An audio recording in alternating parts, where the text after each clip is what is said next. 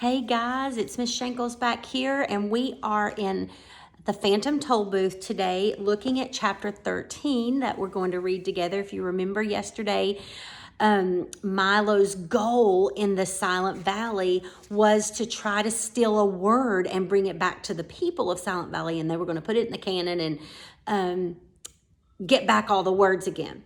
Okay, so we ended with him in a clever little way. He clamped down on a word he was about to say and brought it with him back. So that's where we pick up today. So we're going to find out if they are successful in this battle against the Soundkeeper. Chapter 13, Unfortunate Conclusions. With his mouth shut tight and his feet moving as fast as thoughts could make them, Milo ran all the way back to the car. There was great excitement when he arrived, as talk raced happily down the road to greet him. The humbug personally accepted all congratulations from the crowd. "Where is the sound?" someone hastily scribbled on the blackboard, and they all waited anxiously for the reply. Milo caught his breath, picked up the chalk, and explained simply, "It's on the tip of my tongue." Okay, so this is a play on words here. If something is on the tip of your tongue, it's like, I know this. If you're trying to think of something like, oh, I know it, but I can't remember exactly what it is that I'm trying to say. That's something being on the tip of your tongue. Like maybe you've seen somebody out and you're like, I know that person and their name is like on the tip of my tongue, but I can't remember exactly who it is. Well, his word is literally on the tip of his tongue, right? This is not what he means. He means it's literally there on the tip of his tongue. Several people excitedly threw their hats into the air. Some shouted what would have been a loud hurrah, and the rest pushed the heavy cannon into place. They aimed it directly at the thickest part of the fortress wall and packed it full of gunpowder. Milo stood on tiptoes, leaned over into the cannon's mouth, and parted his lips. The small sound dropped silently to the bottom, and everything was ready. In another moment, the fuse was lit and sputtering. I hope no one gets hurt, thought Milo, and before he had time to think again, an immense cloud of gray and white smoke leaped from the gun, and along with it, so softly that it was hardly heard, came the sound of "but." It flew toward the wall for several seconds in a high, lazy arc, and then struck ever so lightly just to the right of the big door. For an instant, there was an ominous stillness, quieter and more silent than ever before, as if even the air was holding its breath. And then, almost immediately, there was a blasting, roaring, thundering smash, followed by a crushing, shattering, bursting crash as every stone in the fortress came toppling to the ground and the vaults burst open, spilling the sounds of history into the wind. Every sound that had ever been uttered or made, from way back to when there were none, to way up when there were too many, came hurling out of the debris in a way that sounded as though everyone in the world was laughing, whistling, shouting, crying, singing, whispering, humming, screaming, coughing, and sneezing all at the same time. There were bits of old speeches floating about, as well as recited lessons, gunshots from old wars, babies' cries, auto horns, waterfalls, electric fans, galloping horses, and a great deal of everything else.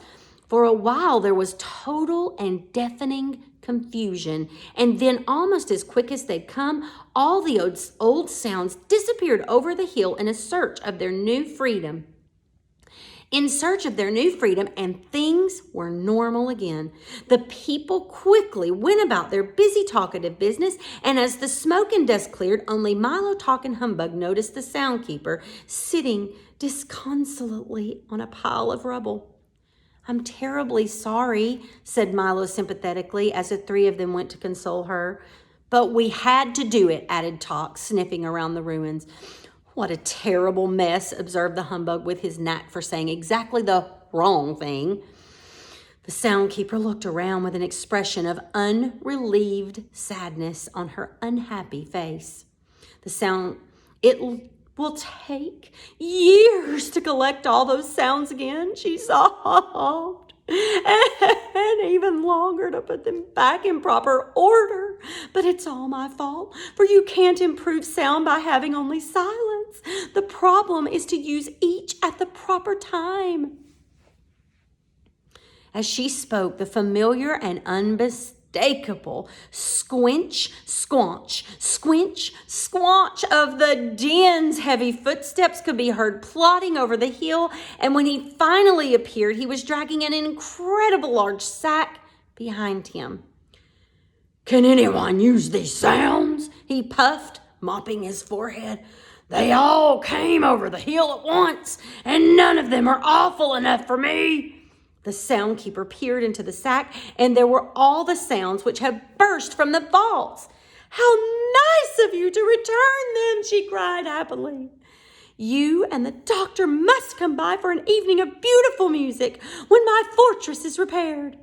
The thought of it so horrified the Den that he excused himself immediately and dashed off down the road in a great panic. Why do you think that he was horrified? Well, because remember, he collects terrible, horrible sounds that no one would want to hear. And she says she wants to have he and Dr. Discord over for an evening of beautiful music. He obviously doesn't want to listen to beautiful music. It's not horrible enough. "I hope I haven't offended him," she said with some concern. "He only likes unpleasant sounds," volunteered Talk. "Ah, yes," she sighed. "I keep forgetting that many people do, but I suppose they are necessary, for you'd never really know how pleasant one was unless you knew how unpleasant it wasn't." She paused for a moment, then continued, "If only Rhyme or Reason were here, I'm sure things would improve." "That's why we are going to rescue them," said Milo proudly. "What a long, hard journey that will be. You'll need some nourishment," she cried, handing Milo a small brown package neatly wrapped and tied with string. "Now remember, they're not for eating, but for listening, because you'll often be hungry for sounds as well as food.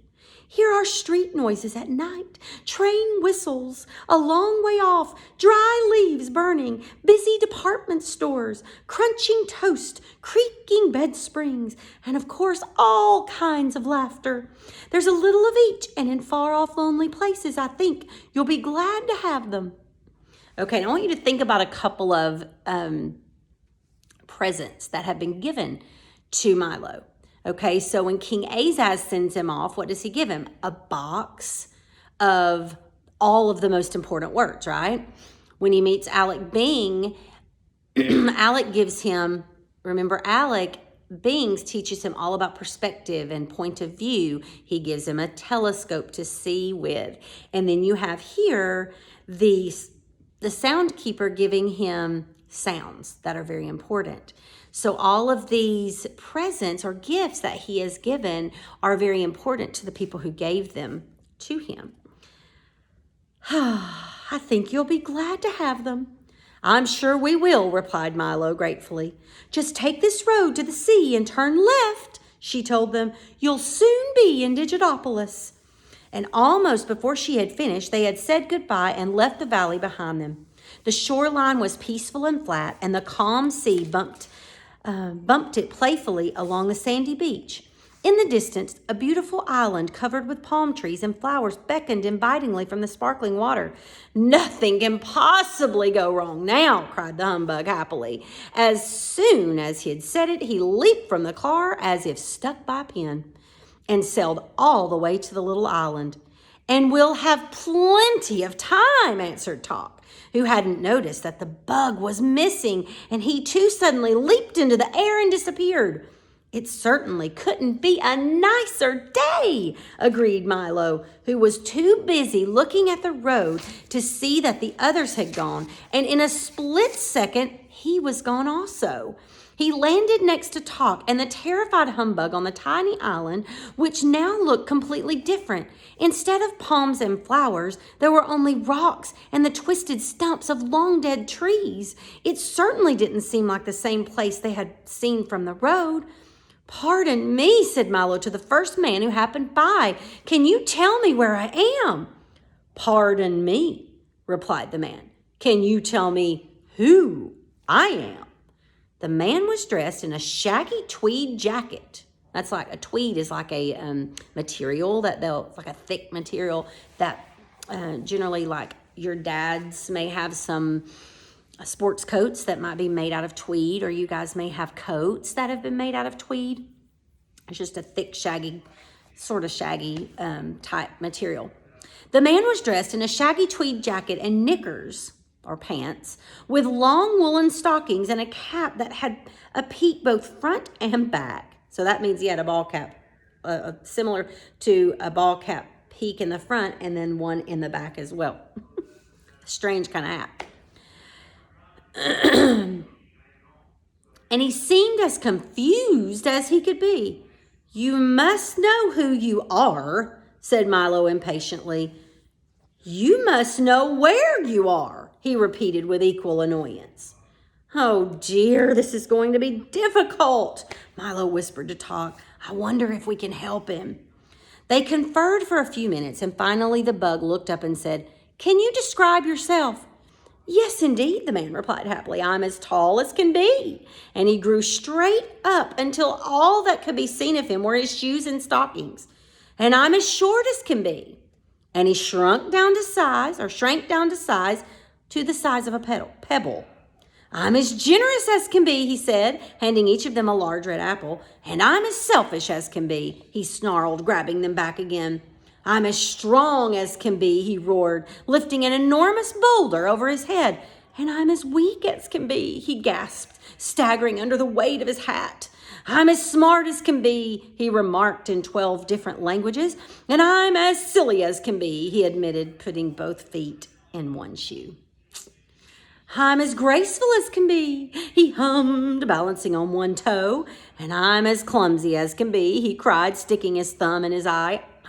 I'm as fast as can be, he announced, running around the island twice in no time at all. And I'm as slow as can be, he complained, waving goodbye to a snail. Is that any help to you? Once again, they conferred in busy whispers until all three agreed. It's really very simple, said the humbug, twirling his cane. If everything you said is true, added Talk, then without a doubt, Milo concluded brightly, you must be can be. Okay, remember at the end of some of his things that he said, he used the two words can be, right? Okay, so then since all of those phrases ended in can be, they name him can be, which would be this word here, can be, okay? Of course, yes, of course, the man shouted. Why didn't I think of that? I'm as happy as can be. Then he quickly sat down, put his head in his hands and sighed. But I'm also as sad as can be. So you think of the name that they got, can be. Now, will you tell me where we are? Asked Talk as he looked around the desolate island. To be sure, said Canby, you're on the island of conclusions. Make yourself at home. You're apt to be here for some time. Okay, now I want you guys to think of this whole idea of jumping to conclusions, okay? If someone jumps to conclusions, a lot of times you will make a judgment about something without all the facts, right? For instance, an example might be, let's say didn't have all of the work on Google Classroom. You might jump to conclude for the week, okay? And you might be like, well, Ms. Shankle's not working. Like, I can't believe she doesn't have all this work ready for us to do. Jumping to conclusions, that's probably not the greatest of examples, but jumping to conclusions is when we form an opinion about something without having all the facts. And oftentimes it can lead to some problems because we don't have all the information when we jump to conclusions, okay? Like, let me give you a great example. So maybe my son, I told him to clean his room, okay? I go up there 30 minutes later and he's still building his Lego sets. Or I go up there and I'm like, you need to clean your room. And so he doesn't clean his room all day. Well, then I'm jumping to conclusions, which probably wouldn't be jumping to conclusions, but I might draw the conclusion that he's being kind of lazy and doesn't want to clean up his room, when maybe he was creating this beautiful masterpiece to give to his dad for Father's Day. Okay, so jumping to conclusions can sometimes make you feel silly when you find out what's really real, because you didn't know all the facts before you made that judgment, if that makes sense. Okay, so now we're back on page 168, and they are on the island of conclusions. To be sure, said Canby, you're on the island of conclusions. Make yourself at home. You're apt to be here for some time. But how did we get here? Asked Milo, who was still a bit puzzled by being there at all. You jumped, of course, explained Canby. That's the way most people get here. Everyone gets here that way. It's really quite simple. Every time you decide something without having a good reason, you jump to conclusions, whether you like it or not. It's such an easy trip to make, and that I've been here hundreds of times. Okay, now we just talked about what jumping to conclusions means, but silly Milo and in this book, they literally mean jumping to conclusions. So how did he get here? They actually jumped to the island of conclusions. Okay, but this is such an unpleasant looking place, Milo remarked. Yes, that's true, admitted Canby. It does look much better from a distance. As he spoke, at least 8 or 9 more people sailed onto the island from every direction possible. Well, I'm going to jump right back, announced the humbug, who took 2 or 3 practice leaps, or bends, leaped as far as he could and landed in a heap 2 feet away. That won't do at all, scolded Canby, helping him to his feet. You can never jump away from conclusions. Getting back is not so easy. That's why we're so terribly crowded here. And you know why? Because a lot of people do jump to conclusions, right? That was certainly the truth, for all along the bleak shore and clustered on the rocks, as far as anyone could see, were enormous crowds of people, all sadly looking out at sea. Isn't there even a boat? Asked Milo, anxious to get on with his trip. Oh, no, replied Canby, shaking his head. The only way back is to swim, and that's a very long and a very hard way. I don't like to get wet, moaned the unhappy bug, and he shuddered at the thought. Neither do they, said Canby sadly. That's what keeps them here. But I wouldn't worry too much about it, for you can swim all day in the sea of knowledge and still come out completely dry. Most people do. But you must excuse me now. I have to greet the new arrivals. As you know, I'm as friendly as can be. Over the humbug's strenuous objections, Milo and Talk decided to swim, and protesting loudly, the bug was dragged along with them toward the sea. Canby hurried off to answer more questions, and the last thing he was heard to say was, Pardon me, can you tell me who I am? So he still doesn't know. They swam and swam and swam for what seemed like hours, and only Talk's firm encouragement kept Milo struggling through the icy water. At last they reached the shore, thoroughly exhausted, and except for the bug, completely soaked. Okay, so now they swam through the sea of knowledge. Okay, and you guys think about a sea of knowledge as being just life as being full of knowledge. And you guys, throughout your life, throughout my life, we all learn new things, right? So this is sort of imagery here. Excuse me, guys. Where you've got, you had Canby saying that people will go through the sea of knowledge and come out dry because they haven't learned anything. Okay, so here we are inferring that Milo and Talk have both come out wet. So they're full of knowledge now, okay, but not the humbug. He's dry. He's not learned anything in the sea of knowledge. That wasn't bad at all, the humbug said, straightening his tie and brushing himself off. I must visit there again. I'm sure you will, gasped Milo, but from now on, I'm going to have a very good reason before I make up my mind about anything. You can lose too much time jumping to conclusions. There's that play on words. So he's literally talking about jumping to conclusions, but we can learn that it does. It's a time waster. when we jump to conclusions. Even the Bible tells us that God says he doesn't want us to come to a conclusion in the book of Psalms without hearing a matter. That means listening to all the information, because it's easy sometimes for us to jump to conclusions about lots of things involving people. And really, when it's better to sit back and be patient and listen to everything and not jump to conclusions. And Talk is right. You can lose a whole lot of time jumping to conclusions. The car was just where they'd left it, and in a moment they were on their way again as the road turned away from the sea and began its long climb into the mountains. The warm sun and billowy breeze dried them as they went. "I hope we reach Digitopolis soon," said Milo, thinking of the breakfast they hadn't eaten. "I wonder how far it is." And with that, we're going to end this week in chapter 13.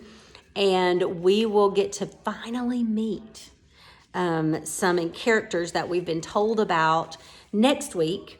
So I want you to look today.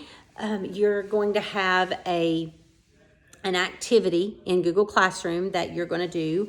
And then tomorrow you're going to be taking your quiz.